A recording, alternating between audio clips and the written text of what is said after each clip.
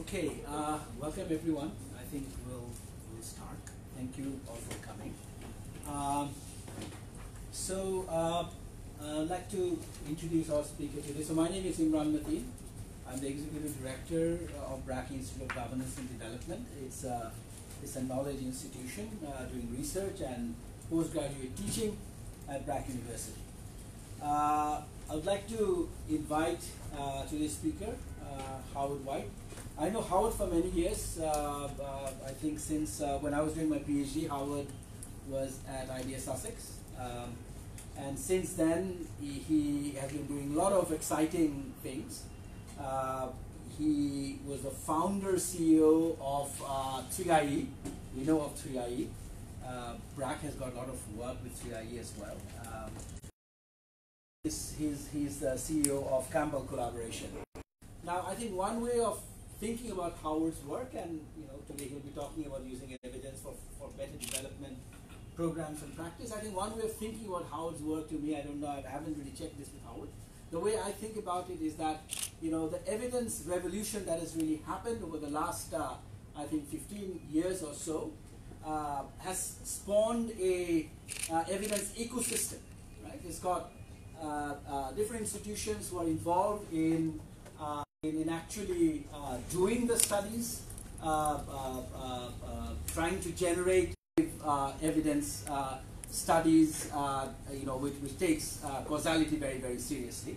So in the ecosystem, we have those who are involved in actually producing the evidence, but there's a big need to synthesize the evidence that is being produced, to be able to be used by policymakers and decision makers. And I think the space that Howard has been really trying to develop and build within the picture, and that picture requires a function of synthesizing evidence in a far more disciplined and scientific way. So I think that's where Howard has been really working, and today he'll be really talking also, drawing from his experience and sort of talking about that. So I don't want to talk anymore, just to, in conclusion, to say that BIGD does not organize public lecture in areas where we have nothing to do or we don't have any ambition. This is one area where we are actually building up some capacity, because I think in the context of Bangladesh, again, this is another missing piece in terms of doing high quality evidence synthesis. I think that's really important, doing high quality evidence gap maps, so that decision makers and policy makers can really use evidence in a much more systematic way. And that's a conversation and a partnership we're beginning to build with Campbell Collaboration. So we'll be working in this space in the sort of coming years. So I'll stop there. Thank you very much. Thank you, Imran. It's a pleasure to be here in Dhaka, as always. So I'm going to talk about using evidence to better develop programs and practice. Just by way of background, Campbell Collaboration, as not so many people know, is named after Donald Campbell, an American academic psychologist who did quite a lot. Okay, Campbell Collaboration is named after Donald Campbell, an American researcher, a psychologist, who promoted the idea of experimenting with social programs and actually invented the method of progressive continuity as well. So he had a paper called The Experimenting Society. And the first part of the talk I'm going to give you now, I had a paper in Nature published about a year ago called The 21st Experimenting Society. So there's 4 waves of the revolution I'm describing are how we have an experimenting society manifesting itself today in the 21st century.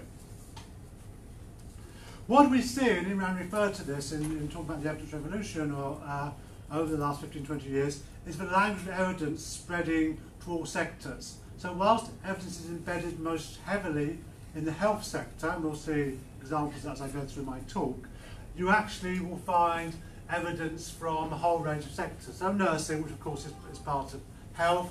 There's a global synthesis body called Joanna Briggs Institute, based in Australia, with branches across much of the developing world and developed world, specialised on specialised evidence in nursing.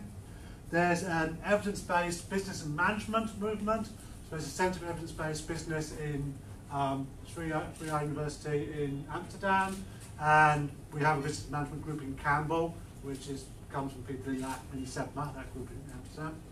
There's evidence-based teaching. I'll have more to say about that in due course, during the course of this talk.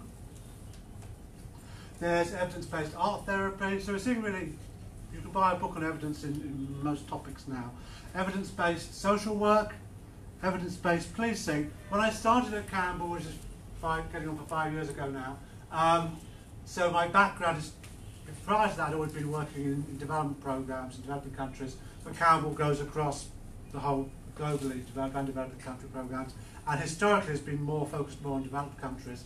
And one of the surprises to me was that with our crime and justice group we have in Campbell, that of all the sectors we work in, the sector where there's the best uptake of evidence by practitioners is policing. So in Anglophone countries, in the US, UK, New Zealand, Australia, and Canada, you have societies for evidence-based policing, which are made up of police officers who want to use evidence in their work. And if you go to a policing research conference, you will have researchers and practitioners, police chiefs there, in equal measure. And that's very unusual. You go to an education conference, you have education conferences for teachers, education conferences for education researchers, they don't actually meet with each other. Yes? And that's true across most places. I've been to many development conferences. We organise a lot of events ourselves where we say we'll get practitioners, but actually we generally are mostly researchers or these days knowledge brokers, but not genuine practitioners. But in policing you really have a combination of researchers and practitioners meeting together. Bit of a digression. So evidence-based training in sports for speed and agility. So you want to do sports science, you want to know how best to train your basketball team or your football team. There's evidence-based ways to do that.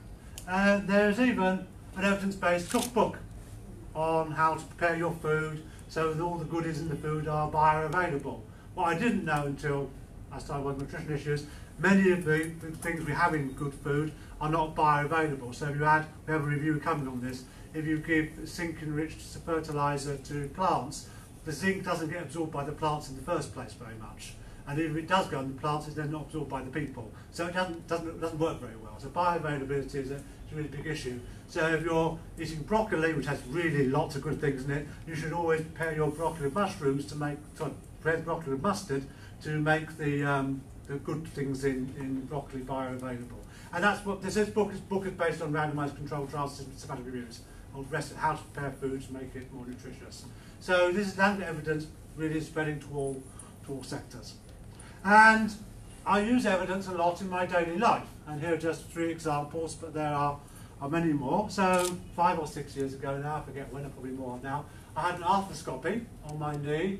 I had quite a lot of knee problems from being a runner, or maybe not, but I had knee problems. And after the operation, you have the operation, and then you're told by the doctor, we've had this operation, so you need to do now some physiotherapy. And so you should sit on the edge of a table and sort of lift your knee up like this and repeat it 6 times or 20 times. Lie on the floor and do the same thing, raising up your knee. And then something about standing up against the wall and rotating your knee. And you have to repeat all of these exercises 20 times and then do that 6 times a day. Well, you know, I've got a job, okay? So I can't spend the whole day playing around with my knee. So I thought, what does the evidence say? And the evidence says, don't bother. Okay, because all the evidence of randomised controlled trials and reviews of those trials show that basically doing physical exercise after knee arthroplasty has no effect at all on range of motion in the long run. There might be some short run benefit, but after a year there's no difference in range of motion. People actually did the exercises or didn't do the exercises, so don't bother doing the exercises. So I didn't, yes. Second, back to my knees. My knees are a big thing in my life. This thing helped for a bit, but couldn't solve the main problem, which is I had osteoarthritis in both knees, but particularly in the left knee. And about 5 or 6 years ago, it became grade stage 4. And you'll see that with stage 4 osteoarthritis, you get extreme pain walking and running. So I've been being told for at least 5 years that you can't run. No, I shouldn't run, but I can't run. It's physically not possible for someone in your condition to run. But despite that, every year for the last 3 years, I've run the Bonn Marathon. I live in Bonn, moved there 3 years ago. Every year I run the marathon. And how can I do that despite the osteoarthritis? I think one reason is turmeric. So turmeric has extremely strong anti-inflammatory properties. There are randomized controlled trials showing how effective turmeric is. It's as good as ibuprofen, as have anti-inflammatory effects, with no adverse side effects on your kidney and liver and all that stuff. And so the RCT shows as good as ibuprofen and of course better than placebo. And here's a systematic review of the RCT's effects of turmeric. So I take turmeric every day, normally in a drink, because that's very good for you. Anti-inflammatories are generally good for your health for many reasons. Many diseases you want anti-inflammatories like broccoli and turmeric, and so there are the benefits. Finally, in the job that I have, and many of you have, I spend a lot of time on airplanes. And one of the things, of course, you can get with airplanes is deep vein thrombosis. People flying in flights over more than 4 hours get blood clots. They're mostly small and asymptomatic, but of course sometimes they're large and the symptoms include things like death, which is something you wish to avoid if you can. And so one way of avoiding deep vein, getting thrombosis when you're flying is to wear compression stockings. So in this trial, with 2,600 people, 50 got clots, 3 of them were wearing stockings, 47 were not wearing stockings. So basically, there's a 95% risk reduction in wearing, oh, it's 5 hours, 95% risk reduction in clotting if you wear compression stockings when you fly. It's a huge, it's a huge effect, 95% risk reduction. It's a really huge effect. So I never fly without wearing compression stockings, and the evidence supports that very strongly. So that raises some questions. So if I'm using evidence to guide personal decision making in my everyday life, then isn't it much more important that when we decide how to spend millions or billions of TAC on a development program, we actually use some evidence to make that decision? Yes? I'm just using it to decide whether to wear stockings or not, but we're actually spending billions and billions of TAC or dollars even on programs to improve people's lives, but it may not make any difference or it may make them worse off. So let's look what the evidence says. It's like obvious we should be using evidence to make these important decisions. So there is an evidence base to do that in health. All the examples I gave were health and nutrition related, and so anything I have in myself, my family, I can go to Scholar Google or the Cochrane Library and find a systematic review about it. I can't do that if my child comes home from school and said, oh, we're using this new teaching method in school, and I wonder, does it work or not? Because there isn't the same depth of evidence in non-health sectors, as I'll show you later on. And why aren't there reviews? But where they are reviews available, why aren't they being more widely used? And the answer to all of these things is it is happening. There are reviews being done in crime and justice, education, and so on, but it's not happening enough, and they're certainly not being used enough. That's what the evidence revolution is about. Is getting evidence produced and used, and it's happening but not happening enough. So we want everyone to commit to joining the evidence revolution to really ensure this happens. So I mentioned at the beginning that the 4 waves of the evidence revolution. I'm going to go through them very briefly. You can read more in the very short paper that I mentioned, and to see what the different waves have been and what the implications are for evidence. So the first wave was the results agenda, which is outcome monitoring. And the results agenda was good and bad. So it has its origins in new public management, and one of the motivations of new public management, which was prominent in Anglophone countries, was to make the public sector more like the business sector. And that meant more focused on results. So that meant shifting focus from monitoring inputs, how much money we've spent, to looking at outcomes, like unemployment, poverty, women being empowered, and so on. And this really was a shift. My first job was working in the planning office in Lesotho back in the mid-80s, and it really was the case that we measured project success by have we spent the money? Has the budget been spent? Oh yes, okay, the project's doing fine. So we didn't pay any attention to outcomes. We might have looked a bit at inputs and activities, not much. Mainly it was just have we spent the money? That was monitoring. So what happened with results-based management was it shifted the focus to results, to measuring poverty and unemployment and so on. And that was a good thing.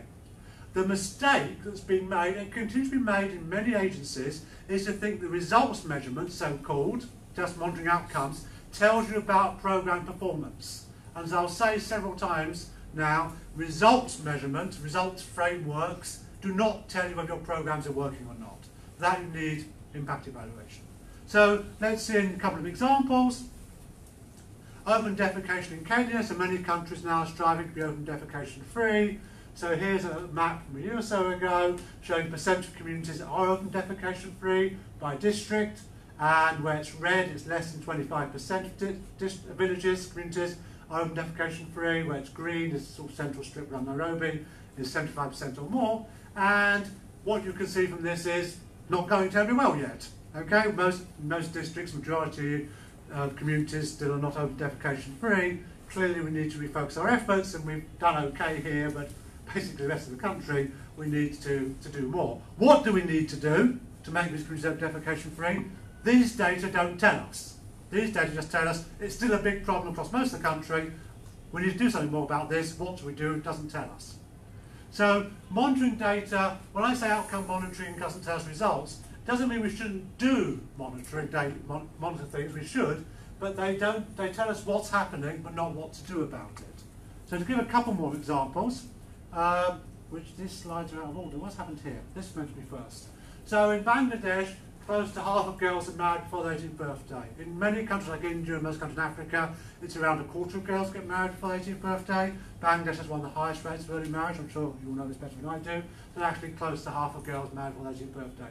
So this fact tells you, okay, here's a social issue that should be addressed through policies or programs, but it doesn't tell you what to do about it. Early marriage is a bad thing because girls get married early, tend to have less agency in the relationship, they tend to have their first baby at a younger age, and children born to young mothers more likely to be malnourished, have cognitive deficiencies, and both the mother and the child are actually more likely to die during childbirth or shortly thereafter. So early marriage is a bad thing for several reasons, and it's a big problem. If it was a bad thing, but only 2% of girls are getting married early, okay, it's a bad thing, but it's not very common. But it's not 2%, it's nearly 50%. So clearly it's an important issue. And you can dig down into data like demographic and health survey data to see which areas, which particular groups, what are the characteristics of families where the girls get married young, so you can target them, you can target the programs to those people. So these data tell you, use it for advocacy, look government, it's 50%, you can use it for strategies, it's just going to be a priority area in women's rights, you can use it for targeting. So in India, a very well example of this comes from Pratham, the education NGO. So Pratham does the annual State of Education report, the ASA. And in the ASA, this is now 3 or 4 years old, in the ASA a few years ago, it said barely 5 out of 10 children in rural India in standard 5 can read at standard 2 level. So only half the children at standard 5 can read at standard 2 level, not even standard 5 level, but at standard 2 level. And similarly, only 2 out of 10 children at standard 5 can solve a simple 3-digit division sum like 405 divided by 5. Only 2 out of 10 children can solve this.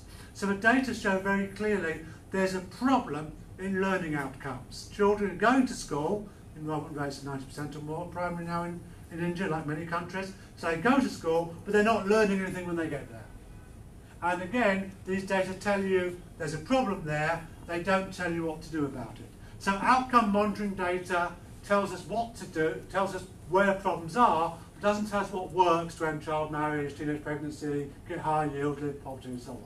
So how are we going to learn what works? To learn what works, we want to do impact evaluations. Randomised controlled trials or other forms of impact evaluation to determine which programs actually make a difference to the outcomes.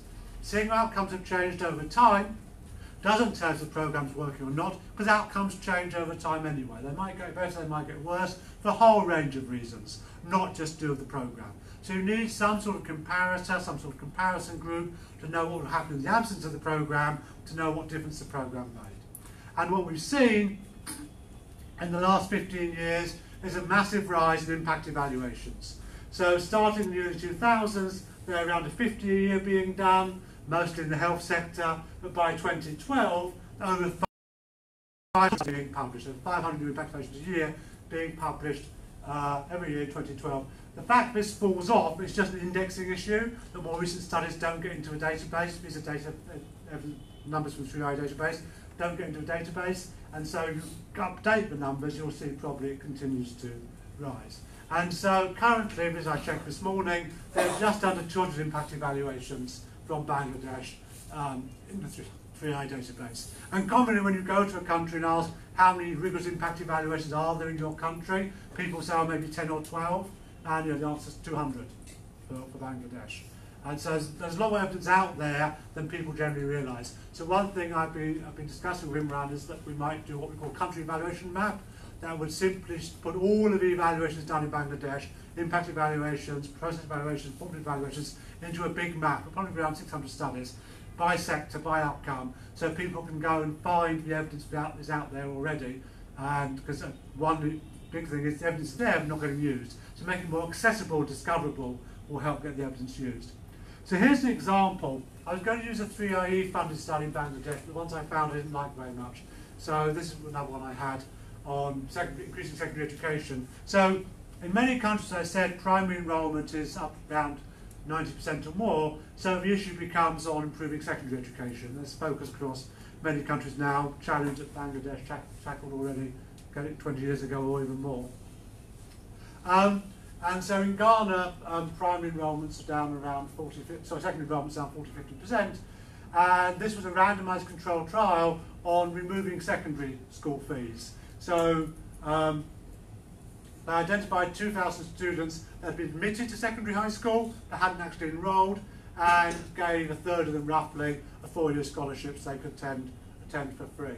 And what they found was a significant effect on enrolment, not surprisingly, given free education, girls more likely to go to school, but it wasn't 100%, both because some girls not given the scholarship went to school anyway, they just went a year later, and some girls who were given the scholarship still didn't go.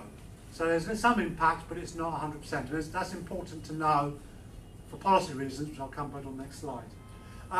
There is an effect on test scores, but not very large, because there's still quality issues.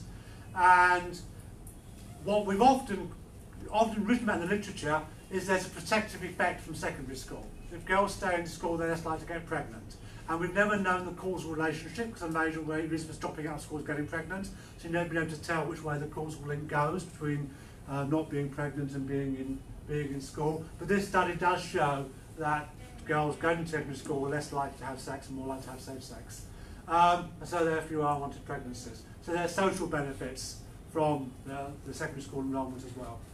And the policy conclusion you can draw from this is because enrolment went from 50% in the control, so half the girls not getting the, so that's children, not only girls, half the children getting this not getting the funds still went to secondary school, often delayed a year, to 25%. So 25% still didn't go despite being free. So that tells you fees are not the only constraint. For a quarter of the children, something else is stopping them going, which might well be distance to home, because secondary schools are more removed. Typically in Ghana, they're either boarding or they stay with family. If that's not possible, that might be a constraint. But of course, there are other costs apart from the fees, like the uniform and so on. So poorer households can't afford those. And so again, that might be the constraint. There's some other, so to get the bottom 25%, some other policy is needed. The fee subsidy alone is not enough. 50% went without scholarships, so half the people who gave it to didn't need it. So that's not very cost effective. That's common in development programs. We give it to people, doesn't make a difference to. So these results can actually help us target programs better. So maybe some sort of simple means testing might have been used in the program to target it to less well families that wouldn't have been able to go in the absence of a scholarship to increase the impact. And there's a social benefit from reduced fertility and lack of early births. That justifies a subsidy. And the impact on learning incomes is low, so there are issues of there's no point getting children to go to secondary school if they're not going to learn very much when they get there, so let's do something about that. So that's a very interesting, I like giving this example, because it's one study that gives lots of interesting policy lessons for Ghana where the study was carried out. And actually they went to universal subsidies, so it became a bit irrelevant, but it did have interesting policy lessons. But if you're sitting in Bangladesh, does this study apply to you? If you're sitting even somewhere else in Africa, like Uganda, does this study apply to you?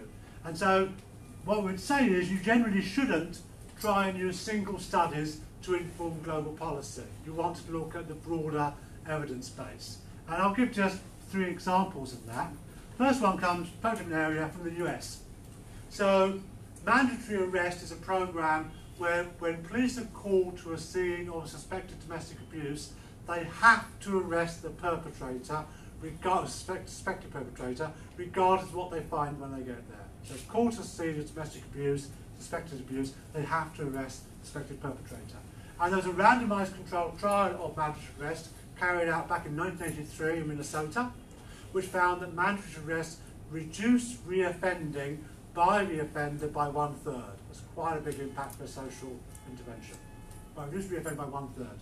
And this mandatory arrest was a very widely covered trial, it was in the New York Times and everything, and by 2000, 3/4 of police districts across the US had mandatory arrest programs. So that sounds like a good thing. Evidence-based program goes to scale. The problem is 5 further studies of mandatory arrest in 5 other cities failed to replicate the result.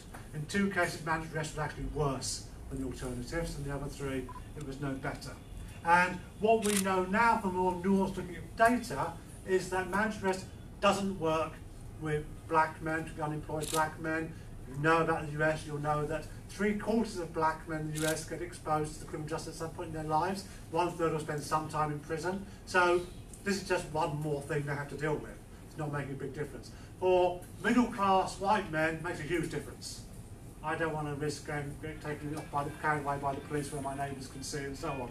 So this programme is effective for some people, but not all. So of course the context, the target population matters.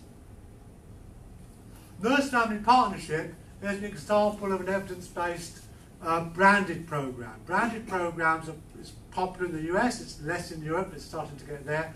Branded programmes are where a group of academics normally invents a programme and they brand it. So if you want to implement this programme, you have to pay them to be able to do this programme. This is basically a home visitation programme for young mothers with disadvantaged backgrounds. So what happens is a home visitor goes to the home of a mother after birth and gives advice on raising a child on nutrition and parent behaviours and so on. And they're randomised controlled trials from New York in the 70s, Tennessee in the 80s, and Denver in the 90s, showing the programme to work. These are all carried out by the inventor of the programme, so it shows a conflict of interest, but let's ignore that for now. Let's suppose these show it works. But this evidence of programme effectiveness comes from the Nurse Family Partnership page from Australia. So in Australia they're saying, this is an evidence-based programme, it works in the US, so we're doing it here in Australia. What they don't mention on this page is the trial from the Netherlands that found very weak effects of nurse-family partnership, or the trial from the UK that found no effects at all from nurse-family partnership. So why is it that nurse-family partnership apparently works in the US but didn't work in the UK? The difference is context. Context being what happens to the control group. When you do a randomised controlled trial, the control group don't get nothing very often, they get usual services. They get what would happen and what they'd have got in the absence of the programme, in the absence of the intervention. So if you're a mother with disadvantaged background living in Denver, what are your usual services you get in terms of advice on raising your child? It is nothing. You do get nothing. The control group does get nothing, because usual services are nothing. If you live in the United Kingdom, we have a national health service that provides free antenatal care, free point of delivery, childbirth, the point of delivery is free, and once you take the baby home, a health visitor visits you once a week to give you advice on how to raise your child. That's the same as nurse-family partnership. So the control group are getting something identical to the programme through usual services, so the programme has no impact. So the difference in context, the difference in what happens to the control group, explains why we see an impact in one case, we don't see it in another case. This is the issue of transferability of study findings, and I've argued in a few blogs, including one quite recently. Often it's quite obvious to work out if findings are transferable or not.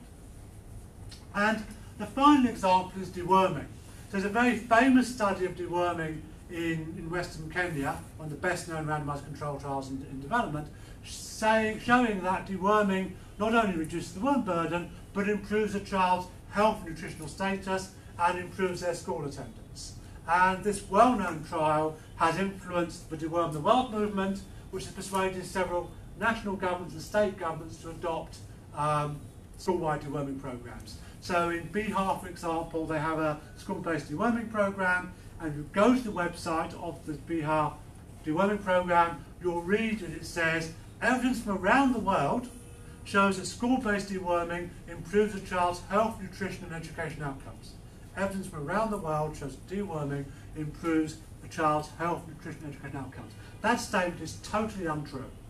Evidence from around the world shows there's no impact whatsoever on a child's health, education, nutrition outcomes. There are 12 studies from India showing no impact from deworming on a child's health, education, deworming outcomes. So it's very weird for Bihar, company Bihar to adopt a program based on evidence from one district in Western Kenya, where there's lots of Indian evidence showing no impact. We have a Campbell systematic review of 65, I think it is, some of the mid-60s, impact evaluation of deworming that confirm that there's no impact deworming on these outcomes. There's 3 exceptions, all in sub-Saharan Africa.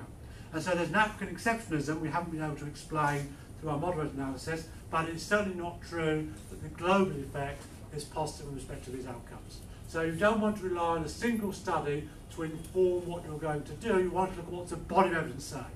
So as we've seen, as Imran mentioned, the number of RCTs and other impact evaluations has been growing rapidly throughout the last 15 years or so. We saw that in the graph. So what we want to do is summarise the bodies of evidence. So now we've got 30, 40 studies of microfinance. How do we summarise that evidence? We summarise that evidence through systematic reviews. I'm not going to go today to what systematic reviews are, but they're fundamentally different to traditional literature reviews. Traditional literature reviews are subject to many, many sources of bias, which systematic reviews seek to minimise and avoid. So, similar idea, similar graph. So you go back just over 10 years now, you'll see on average 10 reviews a year being published in international development. By 2016, it was over 100 reviews being published a year. So a huge increase in number of reviews being published a year.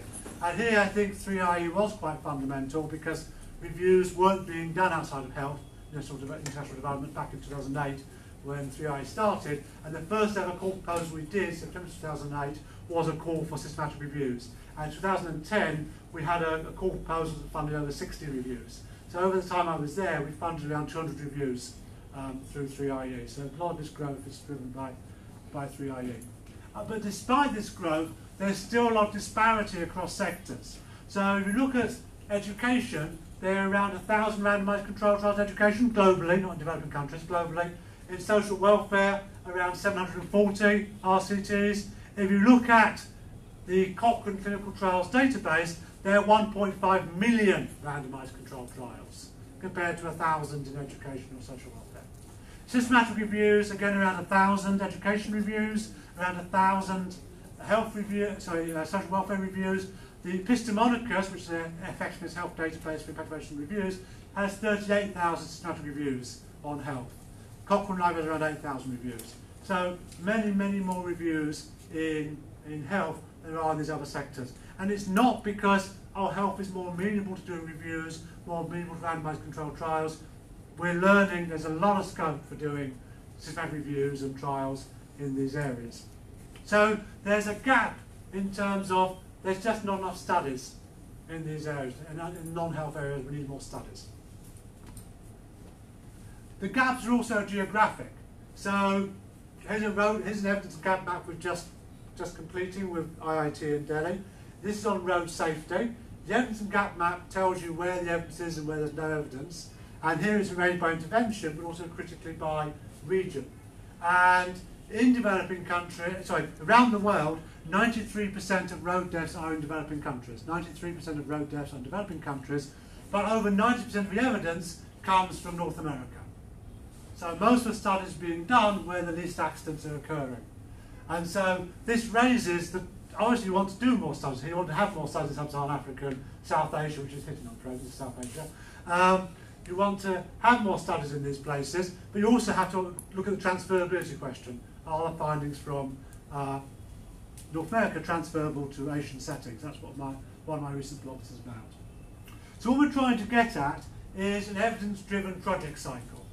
So in the evidence-driven project cycle, you identify evidence, including from the evidence base, and consult the evidence base to propose a new program, which you test through formative testing, piloting, effectiveness, rolling out, doing evidence synthesis, and then consult the evidence base to inform program design. I'm not going to talk through this in detail. I do a whole 2-day workshop based on this diagram, so just to say this is what we're aiming for. And so I've said we could do more studies, and now we're trying to synthesize the evidence, and once we've synthesized it, we want to get it into use. Sorry. We want to get it into, oh, there's meant to be words here. We want to get, this is synthesized evidence, and this is using the evidence. So we're looking now at this bit of using the evidence. And this is the fourth wave of the evidence revolution, is knowledge brokering. So first wave was new public management, put the focus on outcomes. Good, because not before we just focused on inputs. Second wave was growth of impact evaluations, getting more and more evidence. Third wave was synthesizing that evidence, so we know what the global evidence base says. The fourth wave now is how do we get evidence into use? We don't do the research, we don't do the reviews to see our names in print, we do the reviews to influence policy and practice and therefore make the world a better place. That can only happen if there's policy uptake of the studies that we do. So how do we achieve that? There's two models. What I call customised direct interaction, what I call the Nordic model, for reasons I'll explain, and then knowledge broking platforms, that I call the What Works model. And I'll talk briefly about the first of these and a bit more length about this one. So all of the Nordic countries, well not Finland, but Sweden, Norway and Denmark, have government-funded research centres for health, education and social welfare. Now, that's not unusual. Many countries have government-funded research centres. What is unusual is these people who staff work for these agencies, they don't pursue their own research projects, they don't publish in academic journals, they write systematic reviews for government. That is their job. So twice a year, different government departments, they decide on what the priorities are for government, what guidelines they're going to revise, what you spend, what priority problems they want to address, what programs they want to review, and they agree a series of reviews they do over the course of the coming year. So the staff in those research agencies, every day they go to work, they just work on a systematic review for government, finish that one, publish it in Swedish or Norwegian, whatever, and go on to the next one. And so those evidence is used for funding decisions and guidelines. So the example of Knowledge Centre for Education in Norway, the minister was concerned about school dropouts, children not completing school, and so they commissioned a review, actually updated the Campbell review on school dropouts. They identified 3 programs that seemed, there's 8 programs that seemed to work, and from those 8 they said there are 3 that look promising in a Norwegian context, so let's now do randomised controlled trials of them here in Norway. Because evidence-based policy is not a blueprint approach. It's not, oh well, no, it worked in Detroit, it worked in Dhaka. If it worked in Detroit, does it seem like it might work in Dhaka? If so, let's try it and test it here. Okay, so it's about identifying promising ideas that you can try and test. And that's direct interaction model. So that's when you speak with a decision maker, you identify their evidence needs, and you either find existing reviews or do new reviews to tell what the evidence says to help inform the decision making around whatever decision they want to make. That works well when you have a direct relationship with a decision maker. It works well at a central national level, like you have in Oslo. Well, not many people in Norway anyway. In Oslo, the Knowledge of Education works directly with the ministry. But if you want to affect decentralised decision making, so down at the school level, when you've got decentralised education and school managers have decision making power, or prison governors, or individual social work case teams, or NGOs all around the world trying to pick on programmes to tackle early marriage, you can't go and do direct interaction with all of those people. There's just hundreds of thousands of them in any policy area. So to do that, you have to instead create what I call the evidence architecture, or this is my, yeah, it's got blurred up. The evidence architecture is my knowledge broker, knowledge translation pyramid that shows you have data that get collected and analysed into studies. Those studies get summarised in reviews. The studies and reviews go to databases and maps. Skip this one. Then you can do portals, guidelines and checklists. And the key thing about these are their decision-making evidence products that allow decision makers to make evidence-based decisions without having to go back and consult the underlying evidence. So an evidence map or a database takes the decision maker back to the academic study. Now if your theory of change is I'm going to be a researcher and I'm going to write really clever articles and publish them in journals and decision makers will read those and change what they do, it's a very bad theory of change because decision makers don't read academic journals. So what you want to do is try and get the content of those journals into these decision making tools. Now This happens best in the health sector. So WHO, World Health Organization, produces guidelines on different topics like deworming, and countries around the world use WHO guidelines to inform their own national guidelines. So if you can inform WHO guidelines, you're informing guidelines around the world. And WHO have guidelines on producing guidelines, and this is a quote from the guidelines on guidelines, and it says that WHO guidelines have to be based on high quality systematic reviews. So institutionalising use of evidence from systematic reviews in this process. So our deworming review we published in the Campbell Library was explicitly oriented towards the effectiveness of WHO recommendations. If countries do school-based deworming like WHO says, what's the effectiveness? Because we wanted to influence the revised WHO guidelines on deworming, which we did, we got in there. When I was at 3IE, 3IE was developing a new, WHO was going to do new guidelines on self-testing kits for HIV, so we, with support from Gates, undertook a series of RCTs, of self-testing kits, deliberately with the intention of influencing WHO guidelines, because that's high-stakes policy influence, getting into international guidelines. Unfortunately, this only happens for WHO for health. So UNESCO, the global partner for education, that has billions of dollars spent on education, doesn't spend it on doing this. It spends it on other stuff, but not this. Which is a shame, because the potential is there. So back in my slide here, I had guidelines for what WHO does, but the layer down is portals. So you'll see as we go through the slides, there's a difference here in the degree of knowledge brokering, how much effort goes into brokering knowledge, but also in the degree of agency given to the decision maker. So this says, here's the evidence about what works, you decide what to do. This says, here's the evidence, we had some experts look at it and recommend this. And checklists say, don't think about it, just do this. We looked at the evidence, we've decided, just do it like this. Portals are much more about the what works question, what works. Guidelines and checklists are much about implementation issues, how you should do it rather than what you should do. So here's an evidence portal. This is the Teaching and Learning Toolkit for the What Works Centre for Education in England. It's not whole of the UK, just England. It's called the Education Endowment Foundation. I regard this as the best website in the world. I really, really like it a lot. Okay, and what's so good about it? So their job is to improve, EEF's job is to improve learning outcomes in schools across England, particularly for disadvantaged students.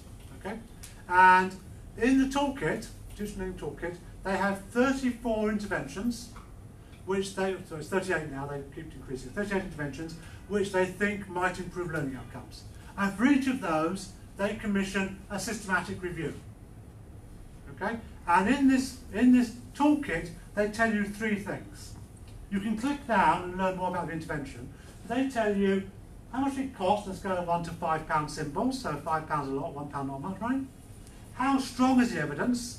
1 lock is just weak evidence base, 5 locks is lots of RCTs, good quality.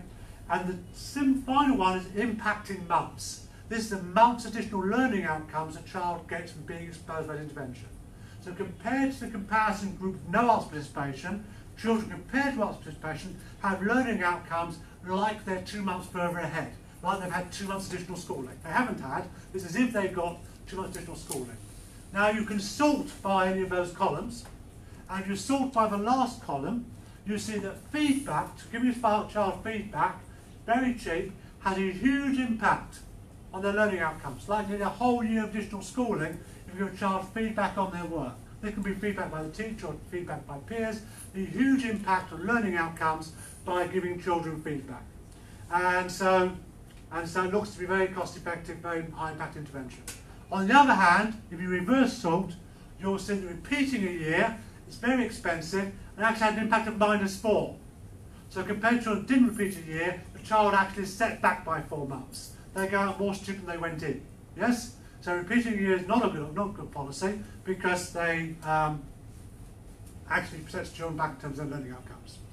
So this is very nice. It summarises a lot of evidence in a very clear way. What's really, really nice about it is a study by a National Audit Office in the UK 5 years ago found that nearly 2/3 of schools are using the toolkit to inform how they spend school resources on what they do in the classroom.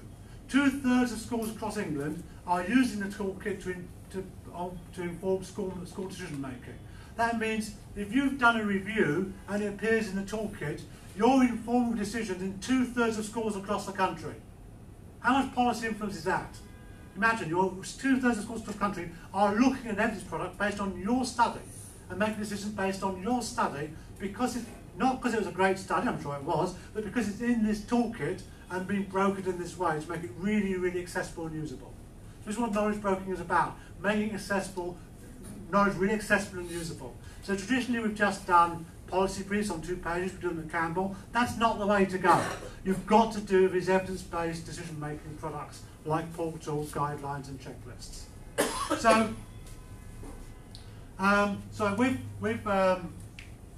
it's being adopted now in Scotland, Australia and Chile, and with another project I work on, in on our board, we're trying to extend it into West Africa. So let's just go back a bit to the pyramid a bit. So we're working, we meaning Campbell, works none of the what work centres in the UK, homelessness, youth crime, youth employment, and so on. And when we start working, we always start by saying, let's do an evidence map, because people are keen to do this. I make this presentation, I persuade them, oh, we really need to do this. But the problem is you can't build the top of the pyramid without the bottom. Yes? And so an evidence map surveys the state at the bottom of the pyramid. So you say, you want to do evidence-based portal, evidence guidelines, well, let's see what evidence is there on which to base it.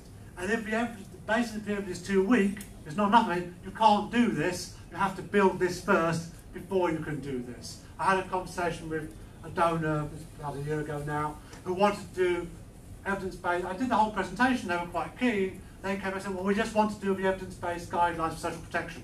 I said, but you can't, we haven't got the base of the pyramid. You can't do the top of the pyramid without the base. But they weren't convinced by this. It's rather a compelling analogy. So, how long has this got?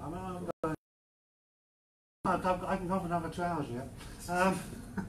Okay, so this is the evidence revolution, and we have to think where you fit in. Because some of you are researchers, you might, well, I'm going to do studies, I'm going to do work on data, because data quality is a big issue, work on data and outcome definition and so on, or you might do reviews, or you might be up here, listening to products. The demand side is also really important. So you can't, there's something in economics called Say's law, that supply creates its own demand. Say's law was never true for anything, it's certainly not true for evidence.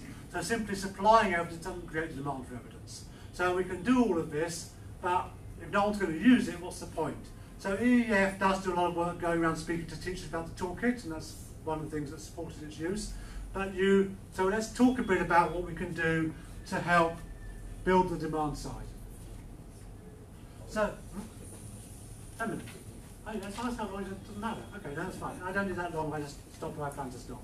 Okay, so use evidence workshops. So basically you saw this diagram already, so I can spend an hour, 2 hours, 2 days literally, taking decision makers through this diagram, what sort of evidence is out there, what evidence they need. So you've got a policy question, what sort of evidence do you need to answer that question? Or here's some evidence, what decision can it help you make? So use of evidence workshops are simply alerting decision makers, program managers, people from government and NGOs, people across this building here in Brac, about what sort of evidence they need to make different decisions. Once you've done this, so people have some idea about what evidence is, what sort of evidence exists out there, then you can think about doing what I call an evidence needs assessment. So this is something that was first done by the UK Cabinet Office a few years ago. This is the most recent one. So they call it the areas of research interest. The rationale for the UK Cabinet Office doing it was that they wanted UK research funding from the Research Council to more strongly align with the evidence that government needs to make decisions. And they thought, well, we don't know what evidence government needs, so let's ask them. They sent a survey on all government departments, this is 2017 first time, saying what evidence do you need to make your decisions? And many government departments wrote back saying, we don't need any evidence, thank you. So they had to write back saying, we probably do, you should think about it a bit more. And so then they wrote back actually with a lot of questions. They said, no, they didn't know anything at all whatsoever. So now they summarise it every year or every couple of years, they repeat the exercise and you can see it online, there's research interest. So this is and here's an example actually, this comes from the governance section of the areas of research interest. So what are models for encouraging wider participation, citizen empowerment, personal account and community resilience, and what actions by communities, civil society groups and government most effectively improve the completeness and accuracy of electoral registration. It's about improving electoral registration. And so it's streamlining registration and using digital opportunities for registration. So a lot of this is about basically improving electoral processes. So it could be very relevant here also in Bangladesh. And when you read through the ARI, yes, research interest, it sounds like a set of systematic review questions. When I read it, I think, well, I could do a review on that, I could do a review on that, I could do a review on that. So we're trying to work with the Economic Social Research Council in the UK to get them to agree that we actually commission reviews on all of these questions. But it's certainly a good model that you could do here in Brac or in Brac's work with government to first sensitise them to what evidence is out there and how they could use it, and then say, okay, what are evidence needs? And you can combine that with doing evidence and gap maps to show what evidence is out there. You identify what evidence they need, what evidence is already there, so let's give it to them, or no, there's no evidence there, so we need actually to collect that evidence in order to meet that demand. You can have evidence-based budgeting, where money has to be spent on evidence-based programmes. So in the UK, there's something called the pupil premium, and that's a capitation grant given to all schools, where schools are told, use it as you want, but on evidence-based programmes to improve learning outcomes. So use like you want, but evidence-based programmes to improve learning outcomes. So where's the school going to go to find evidence on how to improve learning outcomes? For Teaching and Learning Toolkit. So the existence of the pupil premium has really helped drive demand for the toolkit. So a 2/3 figure has been achieved not just by the supply side, putting it out there, it is really nice, but that alone wouldn't work, which we know, because we have a comparator, which is what was Clearinghouse for Education in the US, which is exactly the same idea, it's been going for much longer, but they don't have the same demand side incentives to use it. It has much lower rates of utilisation. So that helps drive demand.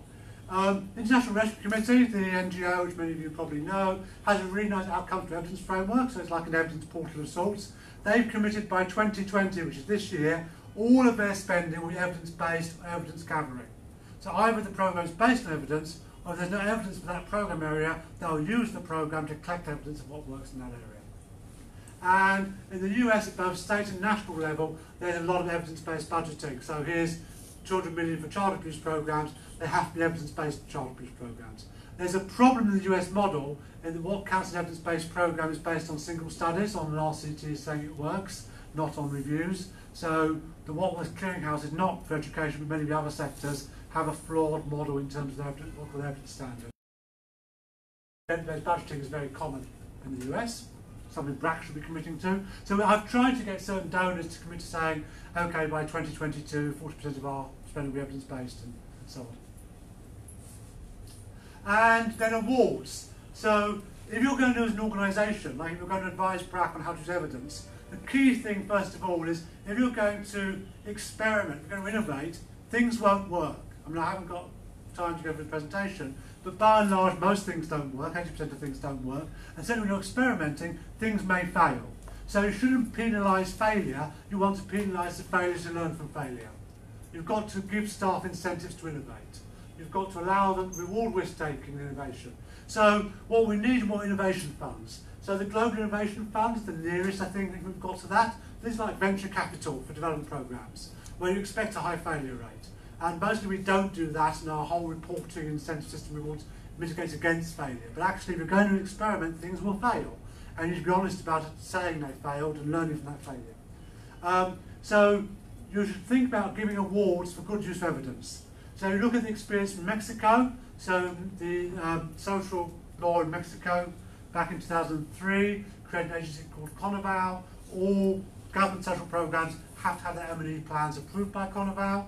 And CONAVAL found them, some are good, some not so good. But rather than listing out those that are not so good and like shaming them in public, it gave awards to the good ones. And it did that for more than 5 years, till the criteria it was using to judge them got more widely accepted. Then it started publishing a league table.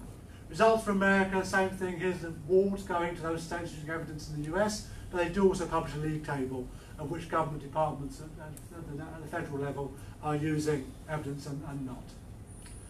Okay, so I have got some more slides here I'm not going to present. So all I want to do is encourage you to join the evidence revolution that's now going on. You want to be part of thinking, where do you fit in this diagram? what is it you're going to do to join the evidence revolution? Perhaps I'll leave this slide up. It's good discussion. Thank you. Right. Thank you. Great. Open for questions.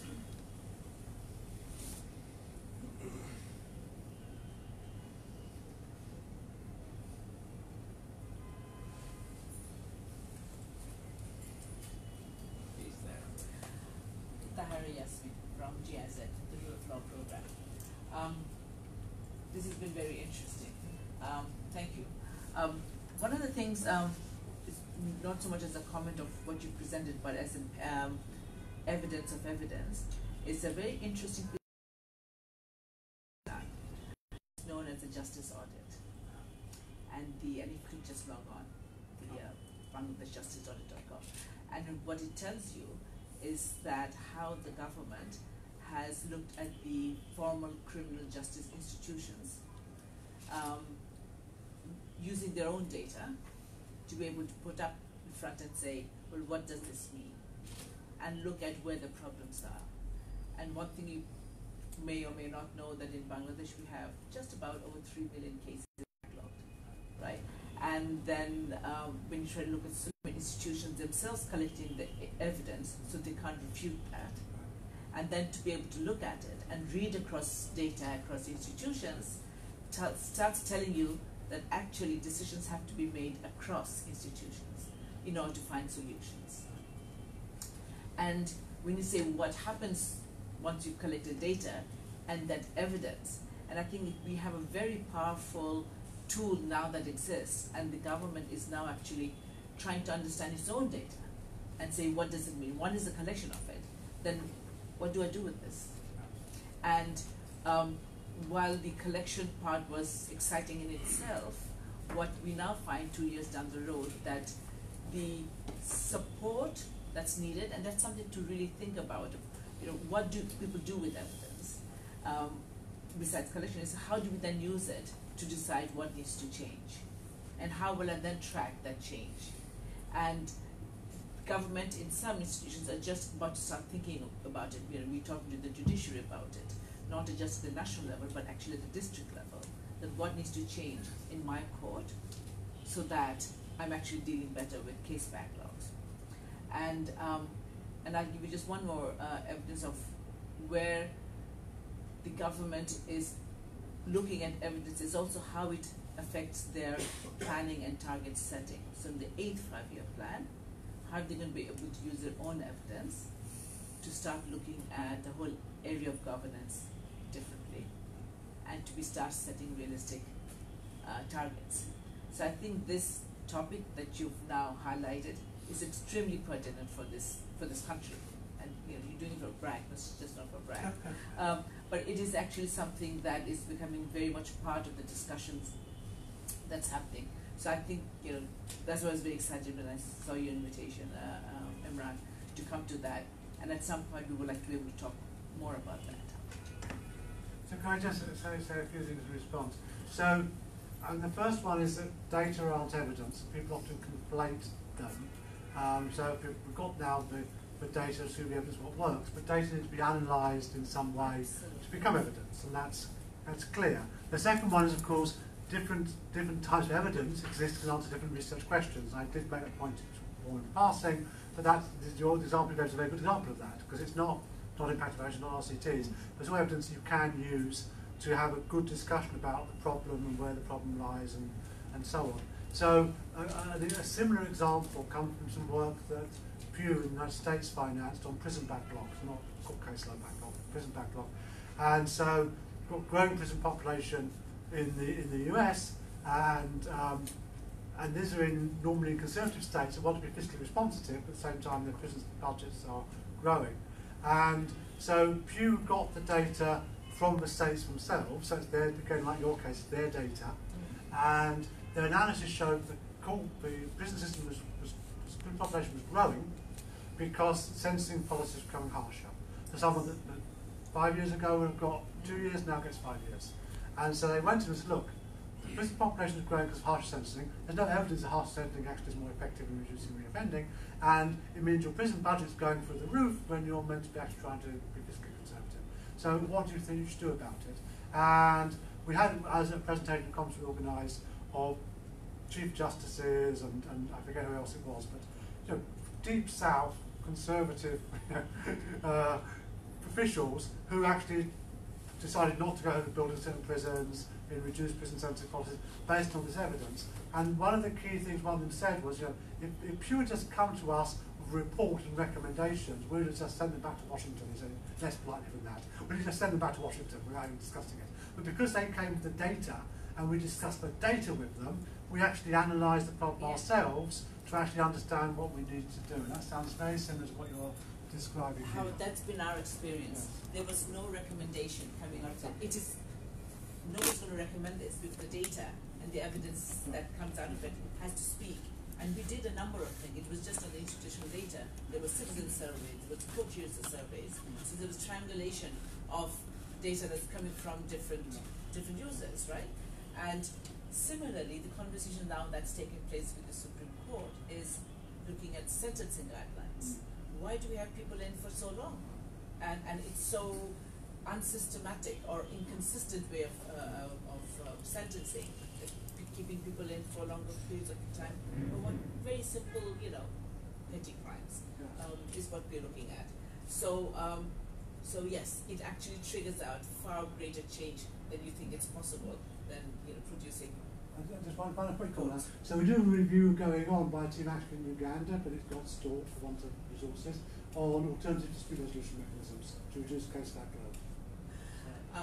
It's really funny because one of the other areas that we're working on is actually looking at alternative dispute resolutions and how can that be used as a means of diverting things from the formal. So we do system. have a review on court diversion for you, Yes. which shows the effectiveness of court diversion program. Police directed court diversion. So Okay. basically the police keep the youth out of the criminal justice system. Yes. And the evidence is very clear that once they get involved in the criminal justice system, it's hard for them to get out. So they can get kept out of the system in the first place, it's much better for them. But it means you have to have a police force that will actually do some sort of program that's going to benefit the youth in alternative to going into the justice system. Great. Let's, yeah. My name is Shahidul Hussain. I'm from the. We did some similar activities. We give a different name. We worked with Extremism recently in one project, and where we named it as, you know, the systems tool for policy decisions. It's something like that. So what we did, you know, extremism is a field where data is absent. I mean, nobody gives the data. If the data is not available, police do not give you any information that what is happening regarding extremism and what is their actions and what the society is doing. So what we did that we collected data from all sources, especially we analyzed all the newspapers and tried to find out what happened in that situation for every event. Then we produced a systems tool from the background where we can actually compare different information and we can you know, validate that information and bring all this information to a analyzing tool where you can see that what happened actually for every event, every action who were engaged, what was the action the government has taken, the police activities, what happened, what this society was doing.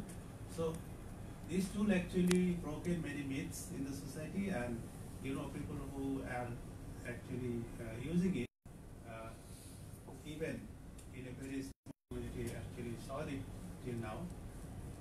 Many things are changing. So we are practicing this kind of tools in a way, but the problem is the government authorities, they are not very much happy about it, because many truth is coming out which actually breaks their you know, perception or their intention. So there is a, you know, there is a lack of acceptance that we are facing, and still we cannot make it public or make it open for many people, because everybody is afraid that this will not be accepted and will be challenged. So Let's collect a few more questions. Yeah. Thank you.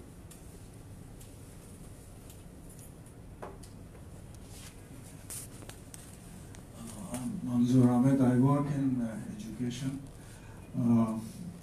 You say that there are not enough evidence analysis in education compared to health, and I think you quickly mentioned that it may not be just because health is a bit different from education, maybe health is more amenable to, treatment of evidence than in education. I think that there is an issue there. In education, in health, I think randomized controlled trial in health, that's the standard way of adopting a medication. They have to go through that and then get the approval and so on. So that's thousands and thousands of these kinds of studies. In education, the objectives are maybe more diffused, a range of things, reform in the system that you want to achieve, and what are the various kinds of interventions. They have to happen simultaneously perhaps, with maybe some priorities. So things like that is much more complex. So what is the research model or model of collecting evidence and analyzing it to give you some answers? So that's more difficult. But apart from that, I wonder if you faced the situation, and the last part of your presentation was the creating the demand from policymakers and communicating with the policymakers. Now, in the field of education in Bangladesh, whether you find this similar situation in other countries, and who are the policymakers? The government, bureaucrats, professionals, technical people, politicians, and difficult to identify, and difficult to sort of figure out how they communicate and how they come up with some priorities and objectives. Not clear. And who are your interlocutors? You want to address some issues. So those are challenges, and we have some structural issues here in terms of the in the policy making, the bureaucrats and so on, civil service people. They are powerful, maybe in some sense more powerful than politicians or the professionals in our situation. But there is a kind of musical chair in the posting or the deployment of these senior policy bureaucrats to keep on moving. You try to enter into a dialogue and try to agree on some issues and work on, and then this person moves away and somebody else comes, you start all over again. I wonder if these kinds of problems you face in other places, and then how do you deal with them? Okay, so on education, so actually I said I thought education was amenable to randomized controlled trials. So if you're thinking about classroom settings and different ways of teaching children, certainly that's something which can be randomized across children or across classes or across schools if need be. And what you said was I think quite right, in that when we want to bring a new drug to market, a company wants to bring a new drug, it has to go through a process of having the drug approved for a series of randomized controlled trials, like FDA or whatever. When we want to introduce a new method for teaching children, there's no such requirement. But there's no innate reason why there shouldn't be. Isn't teaching children as important as health? And so actually there should be a requirement that methods getting used in the classroom get tested, and it is happening. So EEF funds also randomized controlled trials of different teaching methods. IES, funded in education science in the US, funds randomized controlled trials of different teaching methods. So we are seeing a growth of evidence base which allow us to do these reviews.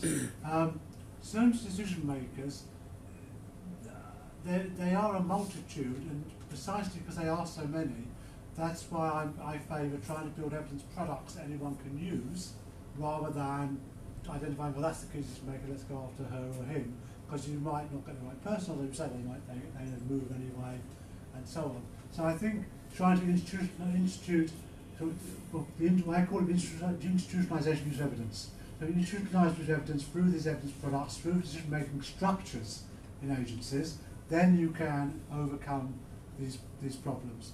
If you as long as you rely on the ad hoc that we currently have, then you're not going to get it. So there's there's quite a long way to go in getting, I know what I'm describing as an ideal, and we're going a long way from the ideal in some countries, but people have said that in any sectors. Evidence-based medicine was hotly opposed by doctors when it started, but now has become the standard. So this gentleman, I've forgotten his question time, please just give me one word I remember. Counterfactuals. Got it. Okay. So we have a relatively new research program on countering violent extremism, and so we had discussed actually some of the issues you raised. Early on, we thought that the trials themselves, this is based out of the 5 Eyes, so the Anglophone countries have a joint counterterrorism group funding the work, and they've done quite a lot of studies and not in the public domain. So we thought the reviews themselves would need to be in the public domain because of the same reason, but actually we've been through this discussion in the last year or so, and they're going to allow the reviews to come in the public domain. This website for the research program will be up very soon, but the studies themselves are still ongoing. And they're not just on countering extremism per se, they're on they're more general topics like how hate is pervaded through social media. So a much broader range of topics are the context for extremism, so how people do help individuals migrate through views, then hate, conspiracy theories and so on, until they get to the point of view of being extremist. And because the focus is very much on prevention of getting that point in the first place, we feel the need to look at the broader area. It's just like our work we're doing on youth crime, and it's motivated by a rise in knife crime amongst early teenagers in the UK, but the realisation is you need to work with the children when they're younger in order to prevent them getting to the stage when they're going to stab someone on the street, rather than putting prevention on. Once they're going to stab someone, you're not going to stop that, basically. You can't have police everywhere. So you've got to prevent it earlier on. I think it's the same thing with extremism research. So a lot actually can be spoken about, it can be in the public domain, and that's, to my surprise, what we found in our research program. And so, I was wondering, evidence for what purpose? Initially, if you are thinking, who are you? Talking about evidence and using that evidence. I'm assuming that it applies in all fields where you want to acquire knowledge and then identify actions for interventions. So initial evidence that you're referring to is possibly evidence that justifies interventions.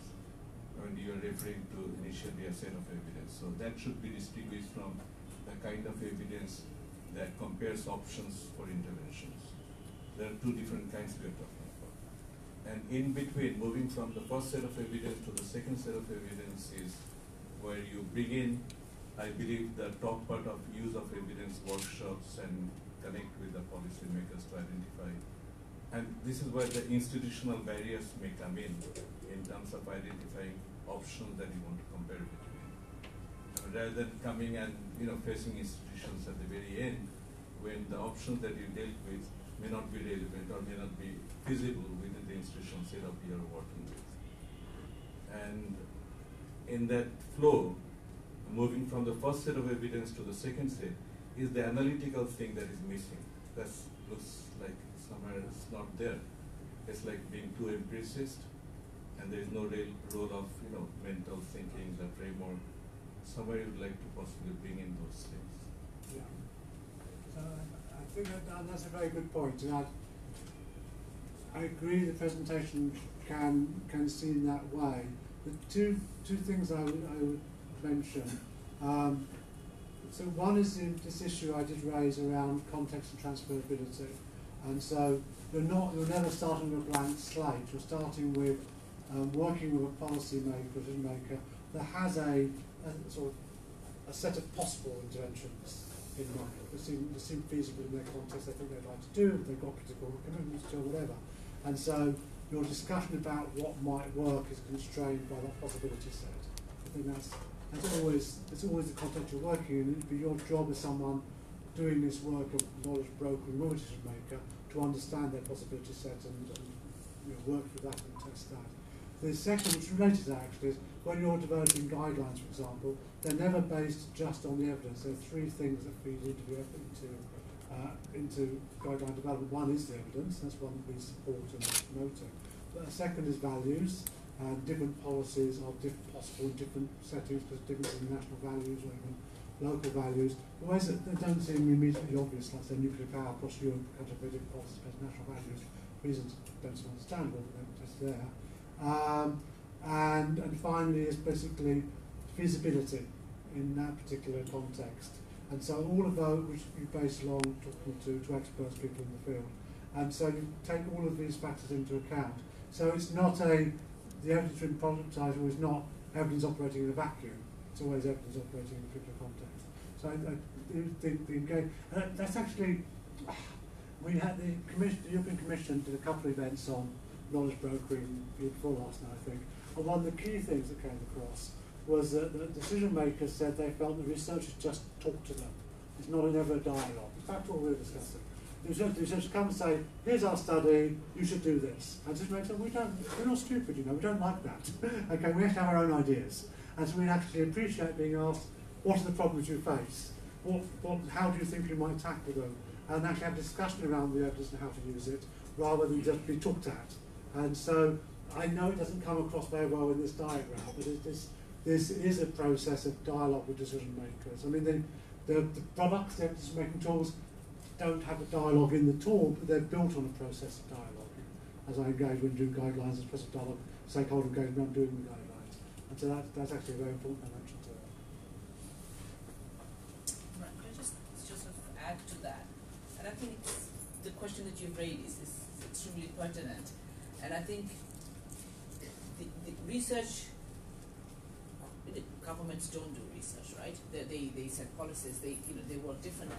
For them to be able to understand this data and evidence, how that's going to help, is how well are we able to have that discussion far before the actual research becomes the agenda, because you need to be able to lead up to that. And unless you're having that dialogue and that and that question, it becomes are we doing it at them or are we doing it with them for reasons that they have identified to be what they need to find out. And it's not possible to do that all the time. But if you look at lessons from where this has worked and how the policy makers then were able to look at that evidence, for us this whole issue about managing change, culture change, is a very important part of what you will do with that evidence that's coming out of the research. Because what you do, sometimes what needs to happen is quite a bit of change of how people are managing themselves, their own work, or managing others. And that's not going to happen in a vacuum. That has to be happening in a process where change management is a key part of it. And I think so, as we sort of conceptualize research and what evidence we want to bring in, and I think that needs to be a part of the strategy you start working on.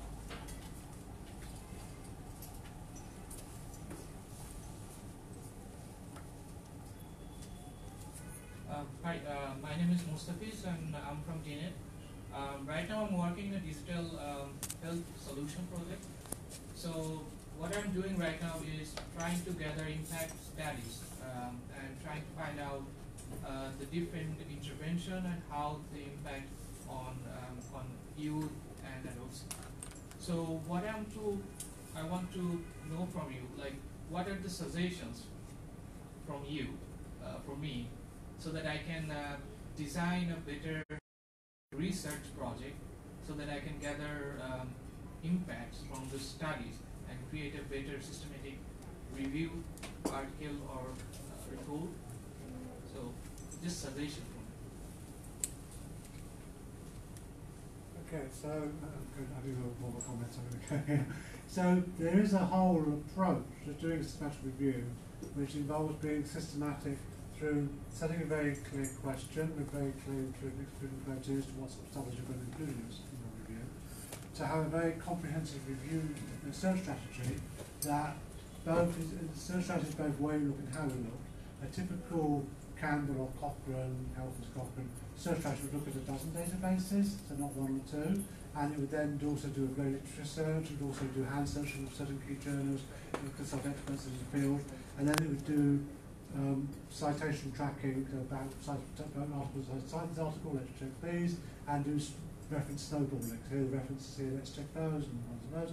So it's quite a big process to go through a typical review, and sometimes it's quite broad, a typical review might identify 12 to 15, 20,000 studies to be screened against the inclusion criteria, and it should be done by 2 people independently, because the fact is both will make mistakes, but also there's judgment involved. You never totally avoid judgment when you decide your inclusion criteria, still no matter how clean you think now, for an article you can't tell. And so even with very experienced screeners, you tend to get 80 to 85% agreement rates, even with very experienced screeners. And inexperienced ones, 40 to 60%. And so if you put one person doing it alone, you'll be getting mistakes at the rate of 30, 40% or more. It's just the way the law literature shows it. So you have 2 people doing it, check the person arbitrator if they don't agree. Then in code, have a coding form, which basically a sort of survey which would apply to your papers to collect the data you need from those studies. Has to be thoroughly tested beforehand against studies, and then again to do it independently, and you test the coding with even more judgment part of coding than in screening. You do data extraction with effect sizes, so where there's impact estimates, you extract the data, and you measure analysis. So you don't vote count by saying 5 studies find a positive effect, 3 find no effect, 1 find negative effect, 1 bad positive effect. You have to combine the effect size for measure analysis. And you have to report all the outcomes. It's statutory reporting. You can't cherry pick the outcomes you like, or which have a positive effect or whatever. So if you go to our Campbell website, there are training videos that go through every one of those steps, like an hour per video, so that's like 8 videos for a day's worth of training to go through those steps. There's a page on our website, so if you want to write a Campbell review, it tells you basically the steps and I think links to the videos. So there's support out there, but I mean, this is a scientific approach that's been developed over a number of years. So if you're going to do it, you want to do it properly, which I appreciate you do, that's nice. Glad you said that. Then there are resources out there to support that. Any other questions?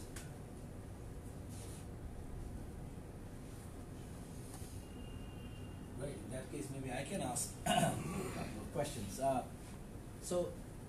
So I think this is, and I was talking to Howard, and they have been engaging, and I think systematic review or this whole approach to doing evidence synthesis of different types, maps and reviews, it's a bit like doing surveys, right? I mean, any survey you do, instead of doing the survey with the household or a respondent, we have a structured questionnaire with a very structured way you're thinking about what is it you want to know, what is your research question, what you want to know about a particular household. So you go to the household and you do a survey instrument. In this case, I think we're doing the survey instrument on the studies. So instead of the respondent are actually the research study. The impact evaluation is the respondent, and we are the only difference is we can ask the question to the study. We have to read the studies to be able to answer in a very structured way, a set of questions. So my question to you is recently I was reading this book by Jean Drèze, I think Sense and Sensibility, right? So he there's this paragraph where he says, he says evidence is more than RCTs,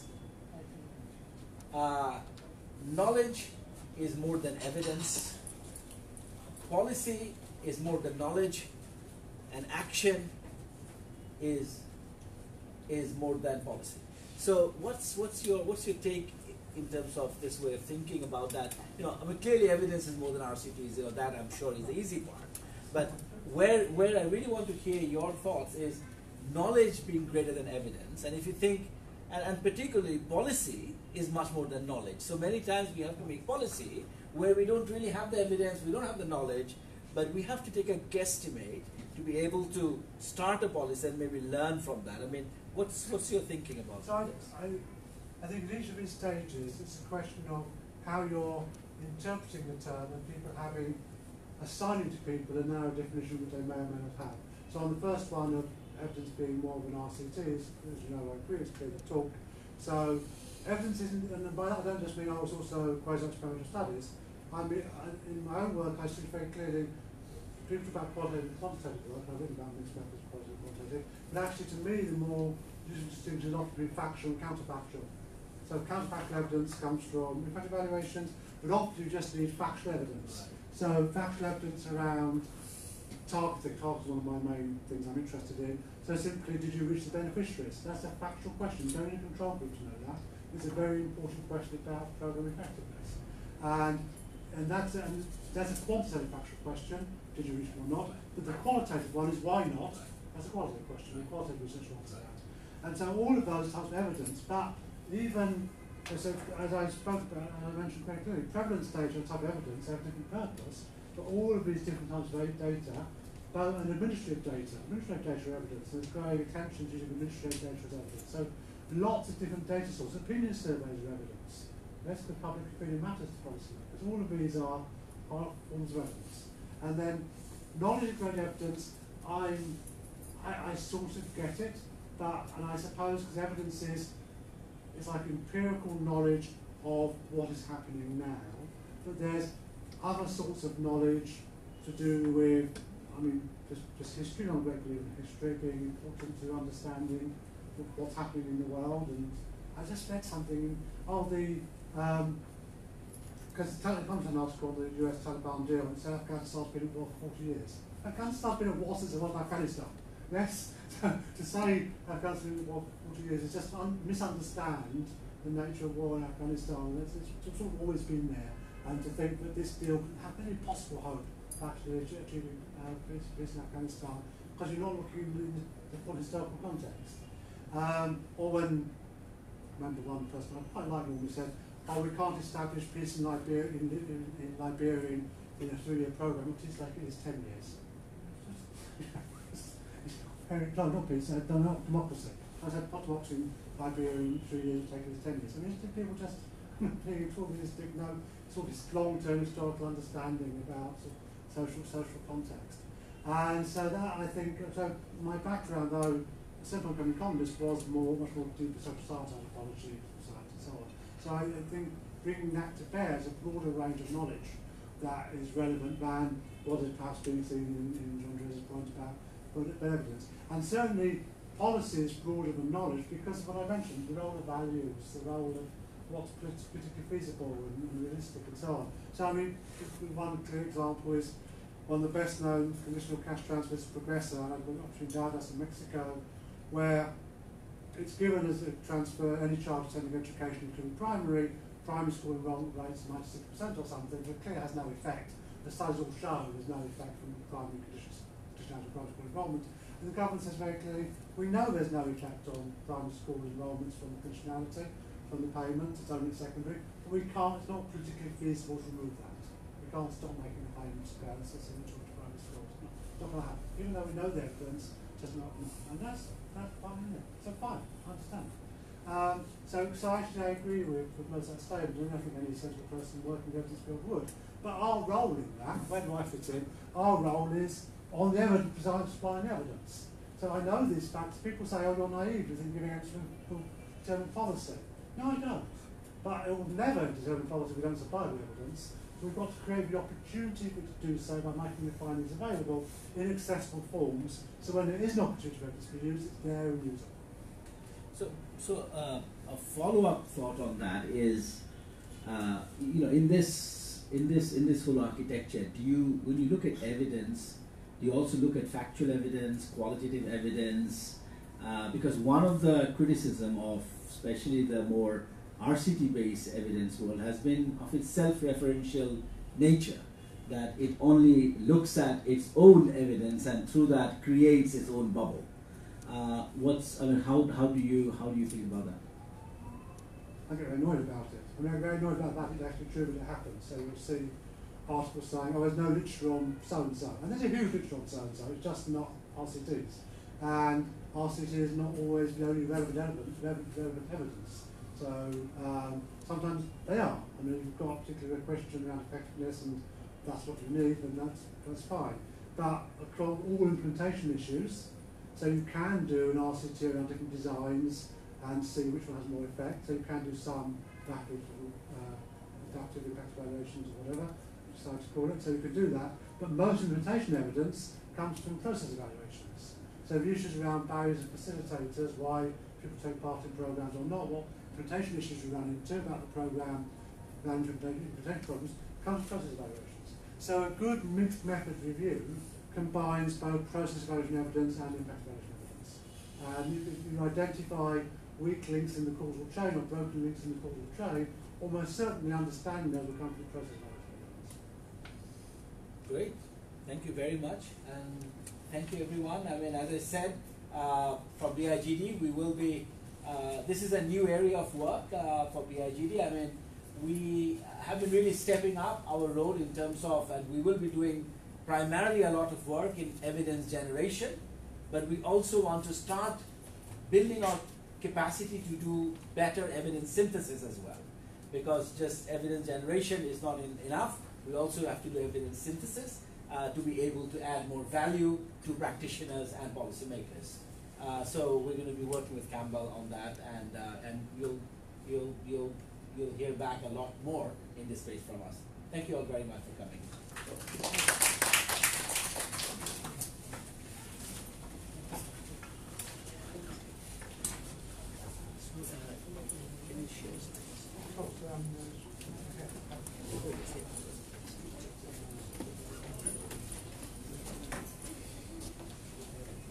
Yes. But I was talking about donors and wanted to fund just opportunity I live in Box, and some of it work.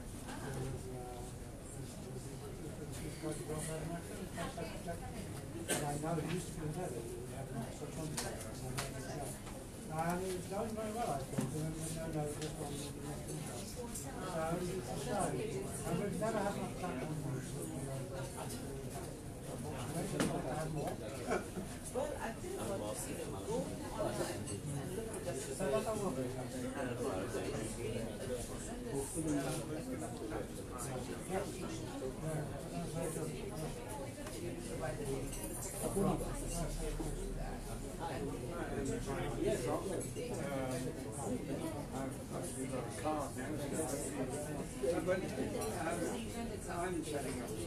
Yes. No. So there's a review on three companies' diversion. This is mostly done in the UK, but it shows its effectiveness. So it's on the Campbell website. And we're a journal. Published reviews done by teams around the world. I think we saw something. So that's then there's a legality who want to do all and they started, it was on Office of Pragmatist, they started with basically the guys on Extremism and Thrombosis, so they're very keen